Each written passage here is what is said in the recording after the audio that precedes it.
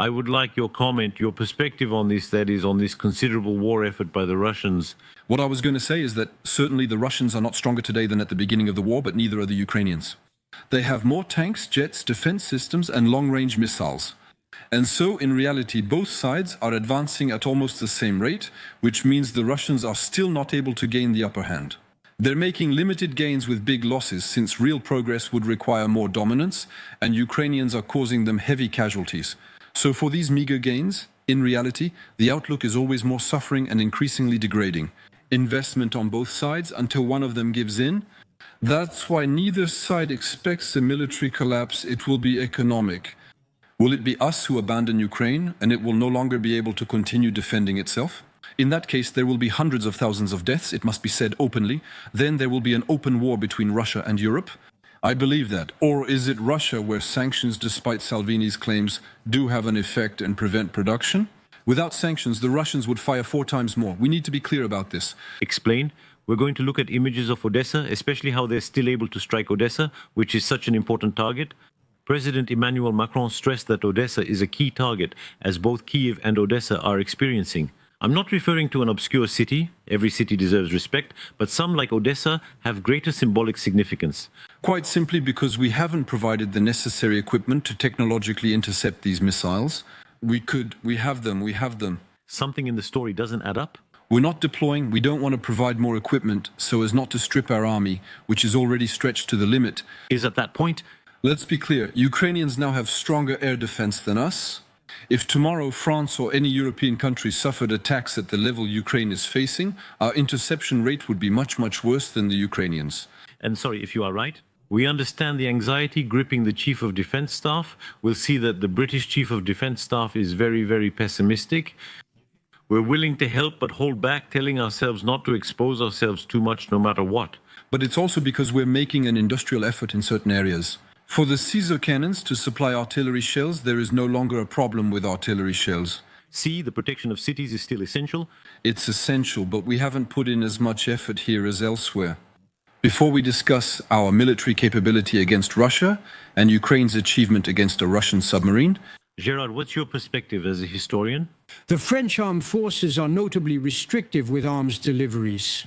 Denmark has provided all these elements and anti-aircraft protections, unlike the French army, which doesn't do that.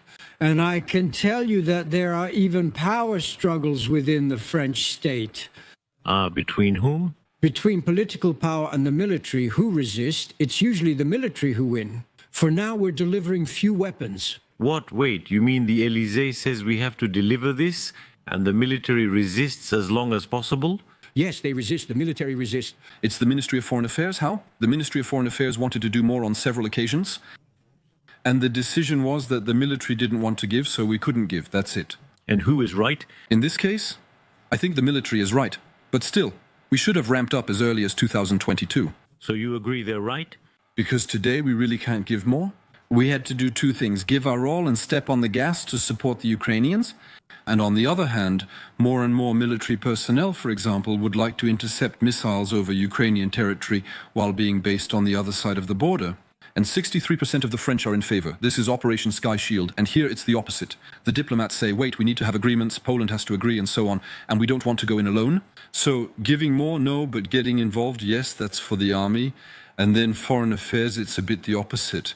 Ukraine has significant resources and during negotiations wants to show it's still fighting and not easing its efforts. That's the very spectacular operation against the Russian submarine. First, we need to recall these images. This was the first one we received. Ukrainian Security Service says Sea Baby underwater drones destroyed a Russian submarine. They specify that the submarine was damaged and put out of service. And just to be clear, we're here in the port of Novosibirsk and we're going to see the naval drone that struck. There are different types of naval drones. Can you explain how they work? So, first of all, we have to remember that the entire Black Sea fleet had to leave the ports of Sevastopol and that the Black Sea is a Ukrainian lake.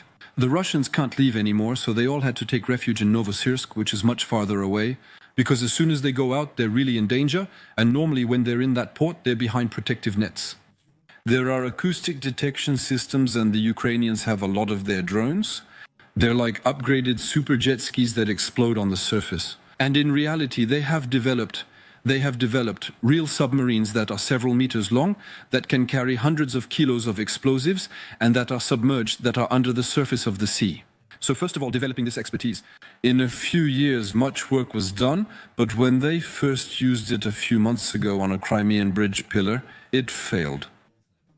They managed to sneak into the Black Sea's most protected port and destroy this ship. Can you explain these images? Here the operator is remotely controlling his drone, and we're seeing one variant. That's the one.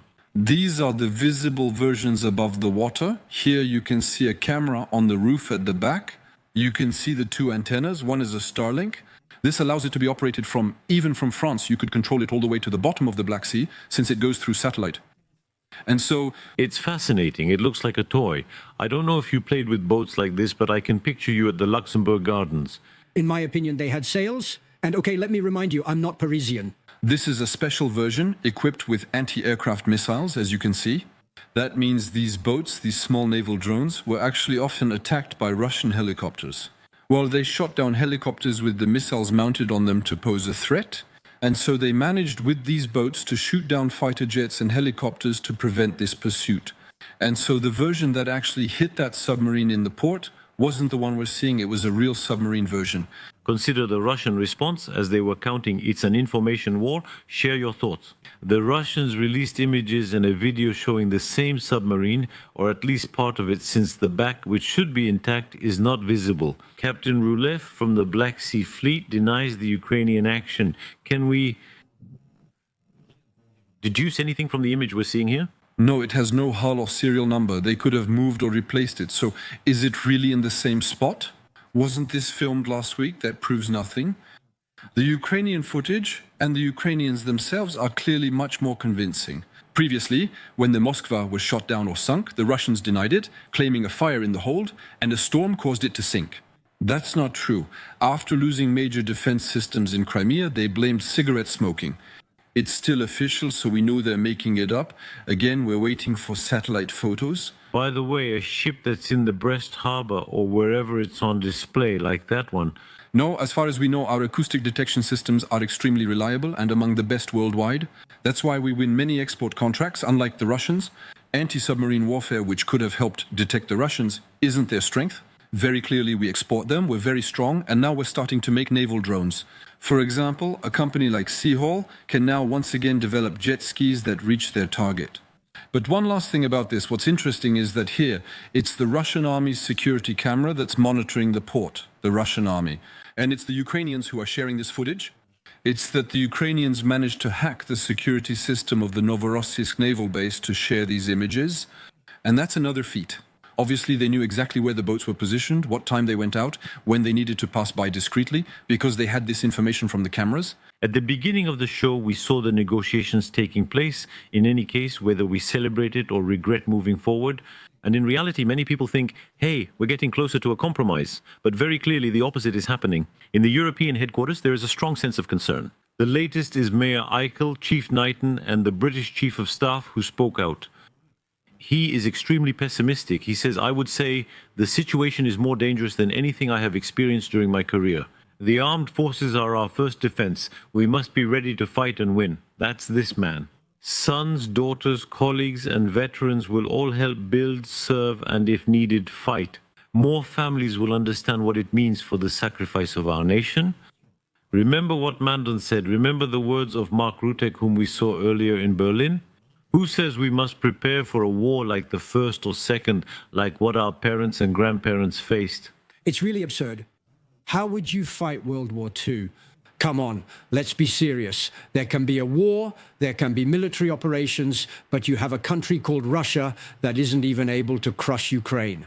He could very well invade. I think that's the scenario, invade or threaten or put pressure on Estonia or Latvia. He could do the same to Moldova if he wins in Ukraine. That's an important condition. But to go so far as to scare people by announcing a battle like Verdun, no, that's not very serious. Are we scaring people? Do you think so too? No, I clearly think there's a real risk of open war with Russia. But the idea that Russia would go beyond Poland is zero. What does that mean? Beyond, up to, or into Poland? If today we don't defend ourselves well, they could go as far as Poland. They won't go beyond Poland, but on the other hand, they can bomb us. The Russians have been training since 2013 to bomb France, Great Britain, and the Western regions. Their navy is developing cargo and civilian ships disguised as cargo vessels that can launch chains and missiles. Club K, you can look it up online. We know the Russians are behind this. They are preparing to bomb us here in order to attack simultaneously on the other side to prevent us from going to support our European countries. Does this scenario exist for you? That is, they set something up against the Baltic states and simultaneously bomb Western Europe to neutralize. Strategists who handle this in the armies are preparing exactly this scenario. The Russians attack the Baltic states and bomb us simultaneously to stop us from aiding our allies. These aren't just empty words.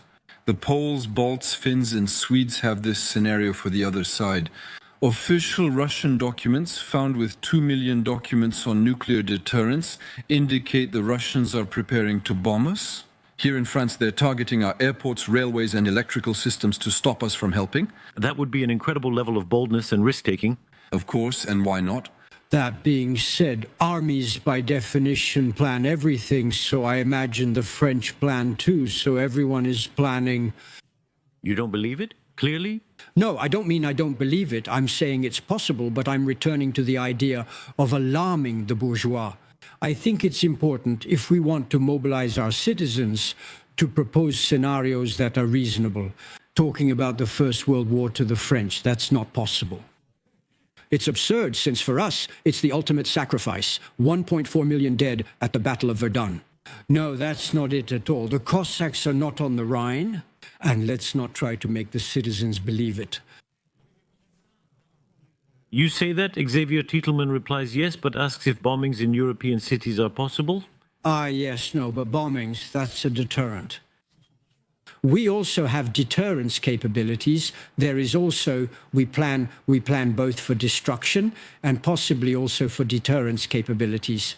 The only way to stop the Russians is to deter them. We're not going to trust the Russians. It's about convincing the Russians that if they do certain things that we are aware of, well, we will respond and tell them, here is what we might do, here is what we might do to you.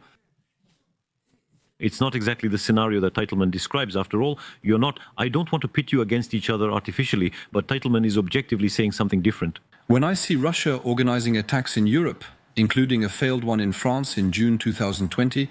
Bombings, that's something else. I'm talking about something more serious. What is our response to attempted plane attacks in Europe? None.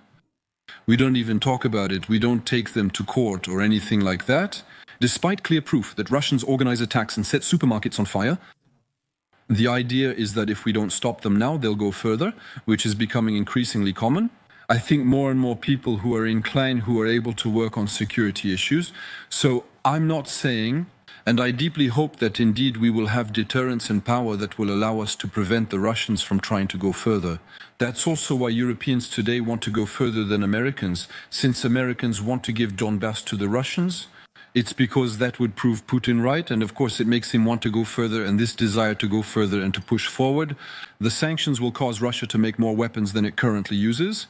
Russia, stronger than some had predicted anyway, and China even stronger.